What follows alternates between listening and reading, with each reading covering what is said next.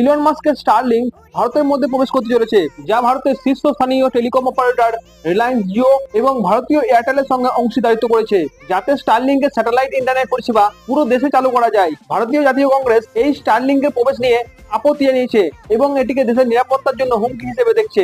কংগ্রেস নেতা জয়রাম রমেশ অভিযোগ করেছে যে প্রধানমন্ত্রী নরেন্দ্র মোদীর এই অংশীদারিত্বকে অনুমোদন করেছে, যাতে তিনি ইলন মাস্কের মাধ্যমে আমেরিকান প্রেসিডেন্ট ডোনাল্ড ট্রাম্পের সঙ্গে সম্পর্ক মজবুত করতে পারে। কংগ্রেস প্রশ্ন তুলেছে যে কেন এত দ্রুত স্টারলিংকে ভারতে পরিষেবা দেওয়ার অনুমতি দেওয়া হলো, কিন্তু তিনি সন্দেহ প্রকাশ করে বলেছে যে এটি টেসলার ভারতের উৎপাদন পরিকল্পনার সঙ্গে সম্পর্কিত হতে পারে। এদিকে ভারতের টেলিকম নিয়ন্ত্রণ সংস্থা ট্রাই স্টারলিংকের 20 বছরের লাইসেন্স চাওয়ার বিরোধিতা করে এবং সেটিকে 5 বছরের জন্য দিতে চাইছে। এর ফলে বাজারে স্থায়িত্ব নিরীক্ষণ করা সম্ভব হবে এবং প্রয়োজনে দাম পুনর্নির্ধারণ করা হবে। ভারতের স্টারলিংকের প্রবেশের ফলে দেশীয় টেলিকম ও স্যাটেলাইট কোম্পানিগুলির উপর বিভিন্ন প্রভাব পড়তে পারে।